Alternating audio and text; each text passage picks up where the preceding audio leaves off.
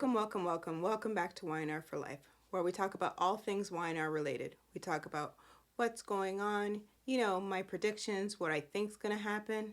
Hey, we even talk about fashion on this show because I'm a big time fashion girl, so we got to spill the tea about that from time to time.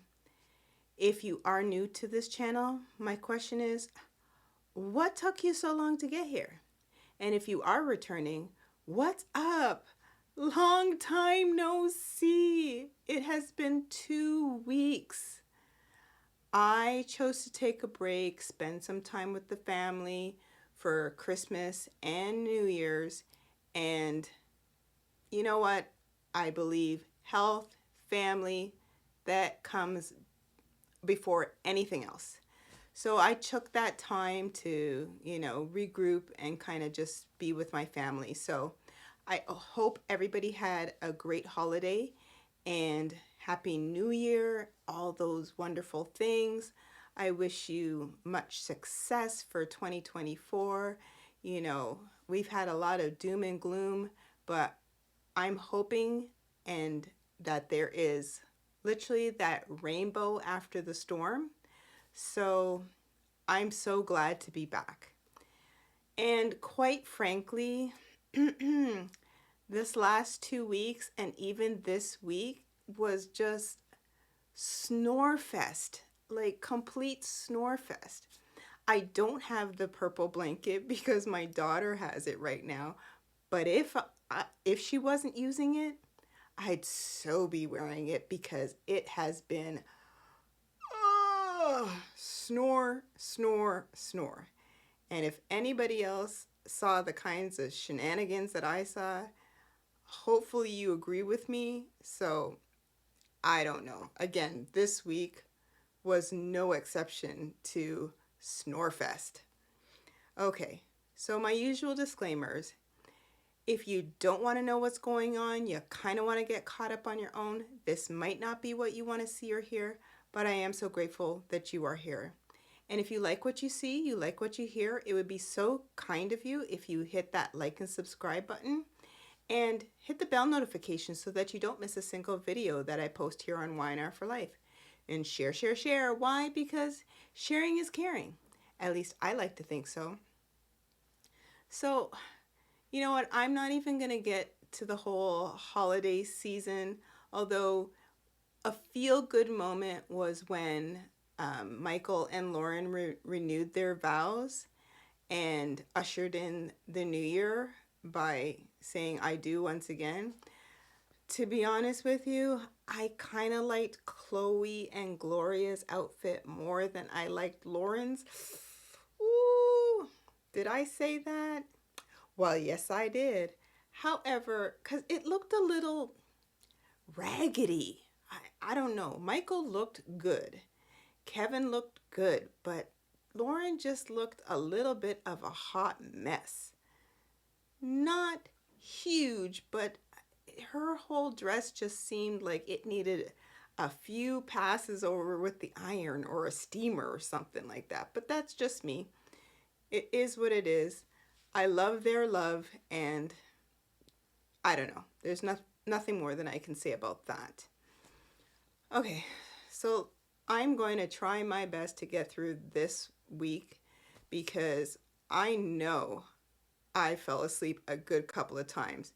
And furthermore, it was so sleepy, it was like all over the board.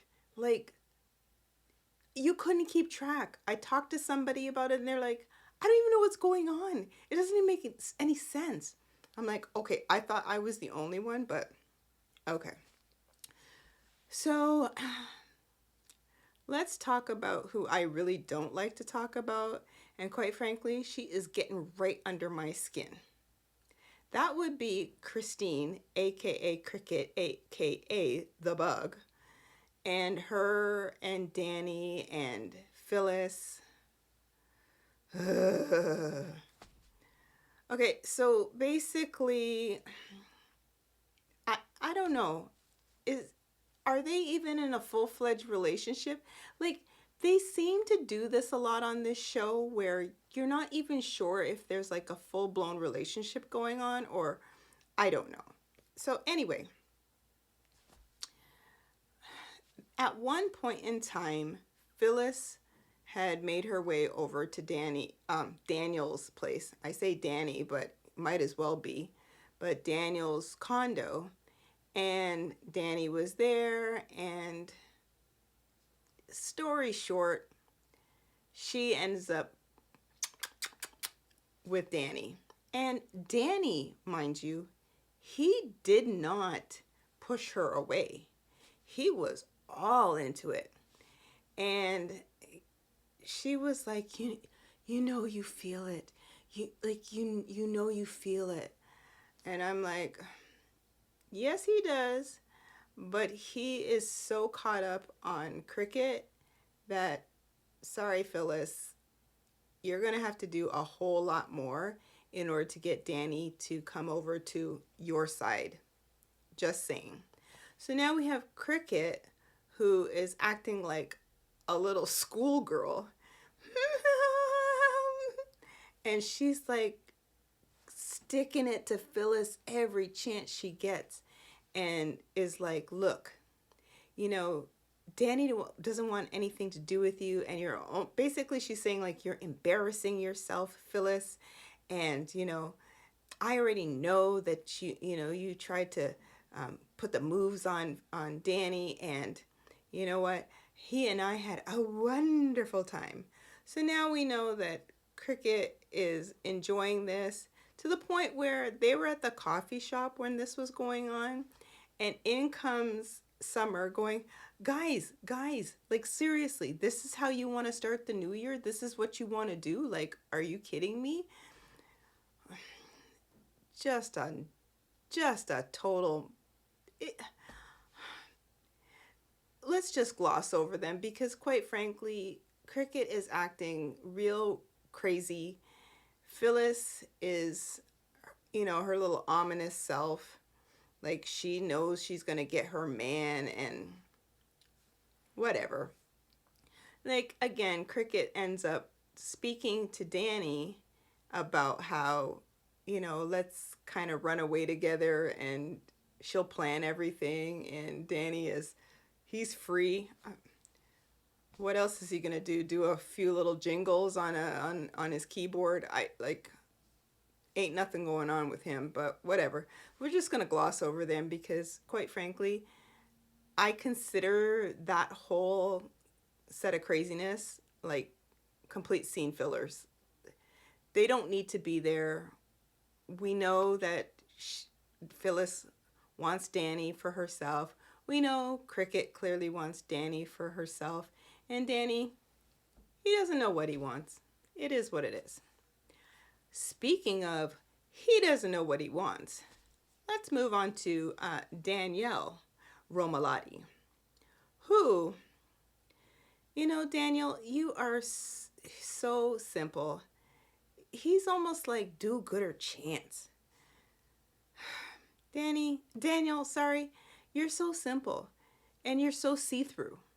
Okay, so basically, they had like, I guess he had like a New Year's Eve thing where Heather was over and Lucy was there, and they watched some rom-coms, and I don't know. I think, did they watch Die Hard? Because he was like, yeah, it's a Christmas movie, whatever.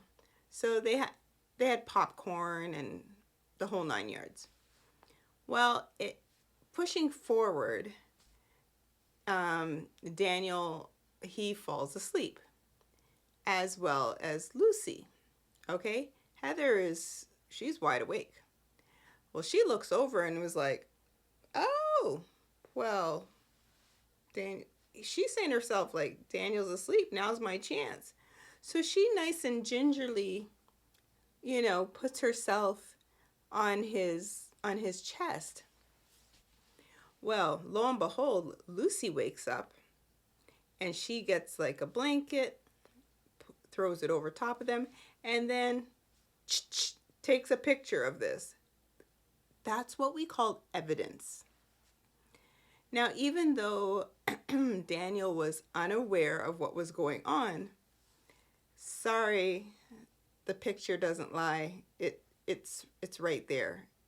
And anybody who sees that picture, aka when Lily comes back, she's gonna see this, and their relationship's gonna go out the window, like I know it would. But anyway, so Daniel wakes up, finds Heather, nuzzled on his chest, and it was like, oh. And she's like, what? Did I fall asleep? Oh. Heather, you know what you did. And you are, anyway, you slimy. Because you know he's with Lily. But you also know he's probably a little weak. Just saying. Because what ends up happening is that she ends up putting the moves on Daniel. And Daniel, he reciprocates. He does push her away, but not after he gets a little, action. Man, those two are just silly. So anyway, he pushes her off, and she's like, I don't know. It was the heat of the moment. I'm sorry. What was I thinking? Blah, blah, blah. And she ends up leaving, and that's the end of that. Until, I think it was, I don't know if it was the next day or a couple days later has occurred. And now Daniel is going to make his famous banana pancakes. And Lucy, her little fast self, she goes and texts her mother saying, oh, Dad's making his famous banana pancakes. You can come over. And so Heather's like, does your father know that you're inviting me? Like this? And she's like, well, of course, like who else? So she shows up. And so it is Daniel, Lucy, Danny, and Heather comes to the door. Oh, what a disaster. So they end up as a family having this breakfast, which Daniel sees her and was like, oh, Heather, you're here. So she now realizes that Lucy was trying to pull a fast one, but anyway, she's already there. It is what it is. They all have their banana pancakes, and Danny is sitting back going, what's going on here? And he's seeing how Daniel's looking at Heather and how Heather's looking at Daniel, and he's like, righto. So at some point in time, Heather, I don't think she had left yet. I think she went with Lucy to her infamous room or something like that, or the kitchen, wherever. And Danny speaks to Daniel and basically like kind of reads him the riot act, going like, what are you doing? What are you doing, son? You like, clearly Heather is like wants you, and you're with Lily, and what kind of message are you sending here? And Daniel is lost in the sauce. Like, what are you talking about? She knows I'm with Lily. Like, what? No. She may know this information, but does she know it like from you? Like, have you basically like pulled the reins in, saying like they're, we're co-parents, nothing more, nothing less, and there's nothing that can happen between the two of us, that kind of thing. And he, well, no. Danny is like, I ain't never seen him that upset, and he's like, looky here, this can't happen. And basically, you're having your daughter play matchmaker, and this is unacceptable. So at some point in time, Heather comes back in, and Daniel, he couldn't do it. He couldn't say anything to her. So they kind of give this awkward hug, and she toddles off, and nothing was said. And Danny's looking at Daniel like, what are you doing? once again, mess. Okay, so let's continue with the family and the craziness. Let's move to Phyllis and the fact that when she, after her and Cricket had their little words at the coffee shop, um, and Summer was there, so Summer and Phyllis have a seat, have their little, words, and Phyllis basically says, yeah, so what? So what? I love Phyllis for that. So what? I want Danny. It is what it is. Like, whatever. So somehow Phyllis turns the tables with her speech and basically says, the same way that I want Danny and there's Cricket in the picture, yeah, Summer, you want Chance and Sharon is in the picture. And then Summer, she like loses her mind and goes off on Phyllis, talking about, you're not gonna turn the tables on me. You're not gonna do this. Don't make this about me. And then, no.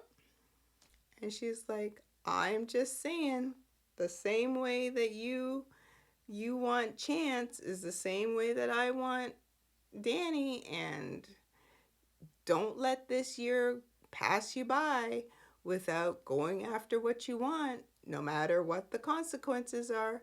You gotta follow your heart. 'Tis what it is. So you could see Summer like, she didn't cry, but you could see she was like very affected by this. So much so that she goes over to Daniel's house and basically, spews this information. And the two of them are just like having this, back and forth as it pertains to him and Heather, as it pertains to her and Chance, and the fact that Phyllis was like, go for what you want. And Daniel's like, okay, so I guess you're expecting me to say that mom's wrong. Well, he really didn't. So he's kind of like egging her on. And so basically Summer kind of went away with, you know what? I'm going to try and get my man. That's basically what I'm not going to do this. Like, I know what I want. So, again, my prediction, she's going to get exactly what she wants, which is Chance, because Sharon had a whole episode dedicated to her, and she was in a bloody dream state, and it was driving me that episode, oh, so much so that there was like this slapstick comedy routine with her reenacting her wedding to Nick, the failed one, where she basically went down the aisle and then, stuck it to him, saying that how he cheated on her with Phyllis. And this was when Phyllis was with Billy. Did you see that episode? What a disaster. Oh, I can't. Ugh. Why did they do this? So at this point, the episode prior to that nonsense, at the end of it, Sharon had basically told Chance that she's not wanting to be in a committed relationship, that she just likes the way things are between the two of them. But she was kind of egging do-gooder Chance on by, kind of wanting him to admit that he had feelings for Summer. Well, she's a beautiful girl. She's successful. I could see what the attraction could be. And he's like, well, I feel like you're just pushing me to want to, admit something or say something. But, like, what? And he was confused, just like I was confused. And that's weird because Chance is, in my head, he's thoroughly confusing to me. But whatever. So, at that episode, the ending, like, I don't know if she had broken up with him. Like, it was just weird. this whole week was weird. But anyway, I didn't get it. I just did not get it whatsoever. So let's push forward to Claire and the fact that she is in, I guess it would be the psych ward, and she's been sleeping like she's been taking, like, I don't know, pills upon pills of magnesium or something like that. She is chill to the point she's just snoozing.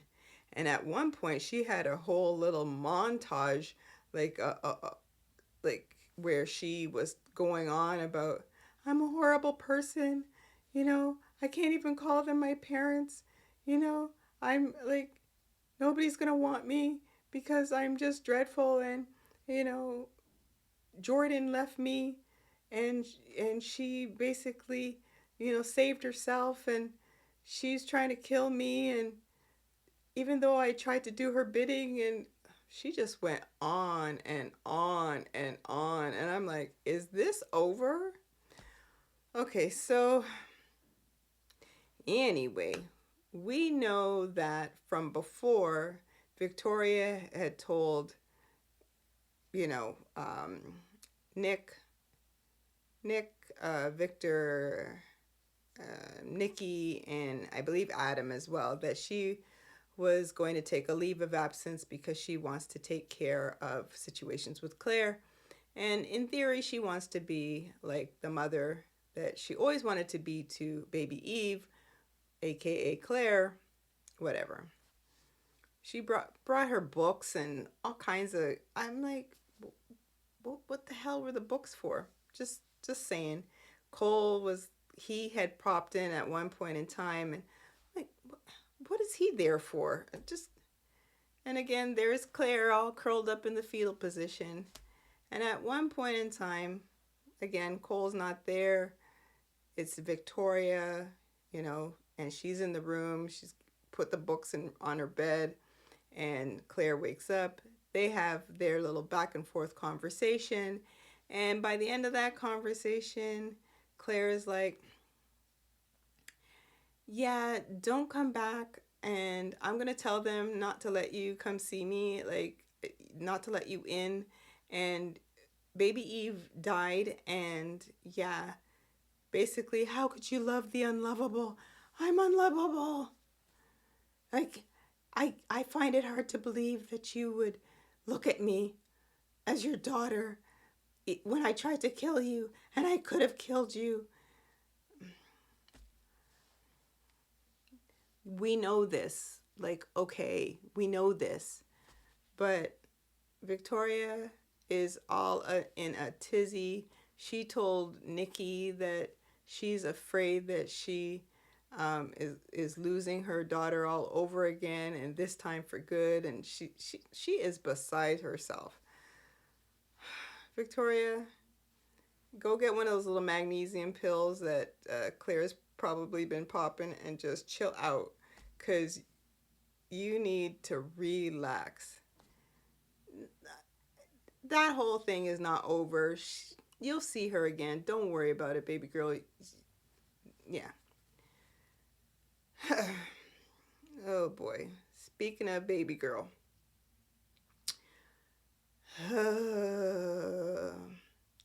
Sally Spectra and Adam Newman. Sally, once again, we can no longer be friends. It's just one of those things. Until you get your act together, our relationship as friends it's over. You're driving me nuts. When you and Nick were together, we could have had a conversation, but now, no more. Okay, so Sally, who seems like she's trying to play hard to get, but it's really not working. Adam wants you. You want Adam. Can you stop with this pussyfooting around, like running around like a headless chicken? Can you just tell the man that you want to be with him again, and let's just move on from there? Because this little back and forth, where, Adam's acting like a little schoolboy, you're acting like a little schoolgirl. Like, enough. I can't take it. Just say you're in a relationship, because no sooner she's like, oh, we're not in a relationship. That's no. Uh, to you ended up at the club, and then you call him up, and are you free tonight? Whoa. Like, make up your mind. Man, I'm done with that. Writers, can you put her back with Nick? I like that much better. I mean, at this rate, let me give a prediction. I was under the impression, again, predicting that Nick would end up with Sharon again. But I don't think that's going to happen now. I feel as though when Lily comes back, that Nick will end up with Lily. And I think that that pairing will be like passion central. So I think I'm changing it, because I think Sharon really just wants to be by herself at this point. And I think that Nick will end up with Lily somehow. I don't know. Get that funny feeling. Okay, well, probably, I don't know. Should we talk about, what's his name? Kyle. No, I don't think so. He's there with his little plan still in the works, but no. I'm not going to discuss him, because there's really not much to discuss except that he's on his little warpath mission to take Tucker down. But I don't see it. But whatever. Okay, yeah, so Nikki is still, loosey-goosey with the drinking. But it got to the point where, yes, they all found out about it. And the fact that Victor is like, my baby, I will be there for you, my baby. I will take care of you, my baby. You are my... enough with the baby. Victor, I love you, but enough with the baby. Okay, so once again, if I never said it before, who leaves alcohol out in the open with a known alcoholic? That's just temptation central. So somehow, at one point in time, Nikki, I guess she was feeling the pressure. She wanted to go get a drink. She turned around. This is where she's at the house.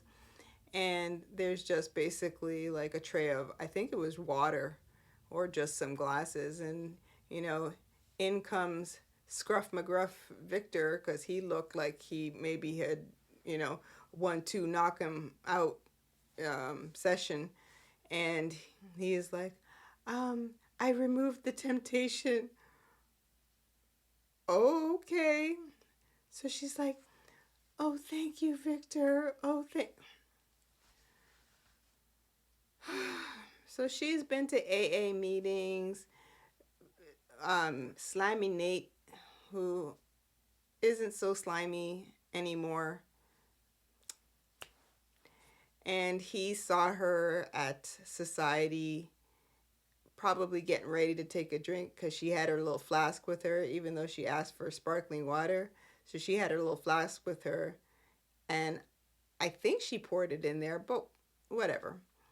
And Nate came around and basically said, I'm sorry if you felt a ways, that I said something. She's like, well, you did tell my husband that that you suspect that I'm drinking again, and I'm not very happy with you, Nate. I'm not. He's like, well, you know what? Sorry, it's probably the doctor in me still. Like, I see these things, and I'm not trying to get back at you for anything. This is just me seeing, and I want to help, and that's basically what it was. So anyway, He ends up sitting by himself. She goes and she ends up meeting Victoria. That's when Victoria had, I believe, had told her about how she's losing Claire and whatnot. And she basically says she had run into Nate, and Nate basically stopped her from potentially, her having this drink. And he actually seemed genuine with his concern, and she appreciated that. Victoria was like, yes, despite whatever Daddy thinks about him, he's really an upstanding man. How upstanding? I don't know. But again, whatever. So Nikki is still battling her demons. And we're going to see how long that's going to go on for. Okay. Who should we talk about? There was one other person I wanted to. Oh, yes. This will be our last one for tonight. Okay. So I think I had mentioned a couple weeks ago about how we finally learned what happened in Paris pertaining to Ashley and Tucker. Okay. Follow me here. And I don't know if I'd mentioned it. I may have mentioned it to someone outside of here, but I know I mentioned this at some point in time. To who? I don't know. Okay. So if you've been following, they're recalling this whole Paris where Ashley, she believes that Tucker was violent, and he, took the glass of wine, chugged it back, wiped his mouth, threw the glass down, pushed the chair over, and told her to go to hell, and he's done. And at some point in time, she ends up telling Tucker, like, you don't realize that how violent you were in Paris? Like, I was afraid for my life. And he's like, whoa, whoa, whoa, whoa, whoa. What do you mean? I would never be violent with you. What are you talking about? He's like, I took some wine. I may have put it on the table a little hard, but, I just said I'm done and pushed the chair in, and that was it. So 2 different accounts of what occurred in Paris. Okay, so here's where, follow me here, if I never said it on here. Okay, if you recall, and again, you had to been watching the show for a while, like how I have been. Years ago, this is when Ashley was married to Brad. And I believe she had gotten pregnant for Victor, but she lost the baby. And she was like, she had gone literally crazy. And she was walking around with a blanket saying, Robert. And there's no Robert there. Robert is her baby. And isn't he so beautiful? Yeah, she was loopity loop. And go figure, after I had said this, so I don't believe I said this on here. This might have been during the whole me with the Christmas shutdown. But I had said to whomever, I said, I bet the farm that Ashley is going like loopity loop again. I don't know. I remember she had breast cancer.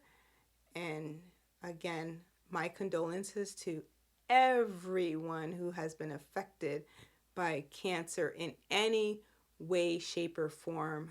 I know on a personal level for my mom and my dad.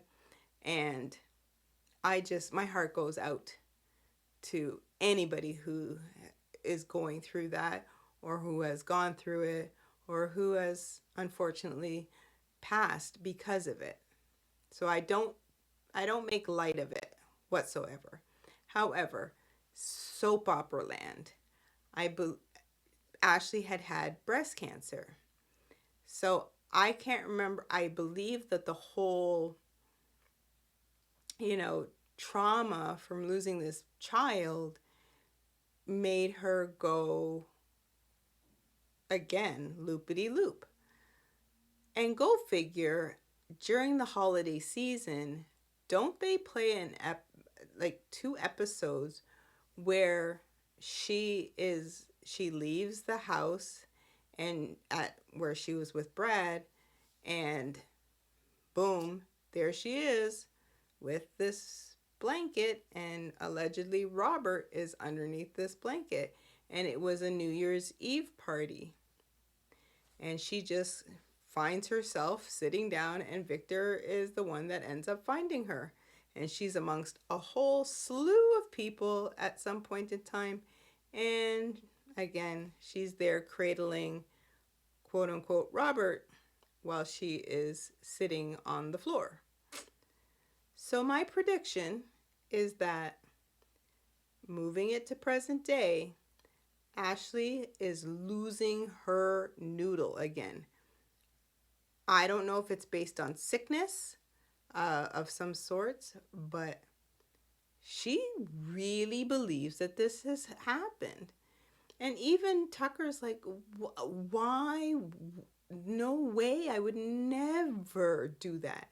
And even Audra was like, that's not your nature. Like, no. So we're going to see where that goes. Again, I believe Tucker's side of the story 1,000,000%. I do not believe Ashley's recanting of the story. I think that there's something like maybe there's a spark that's just not igniting in her brain.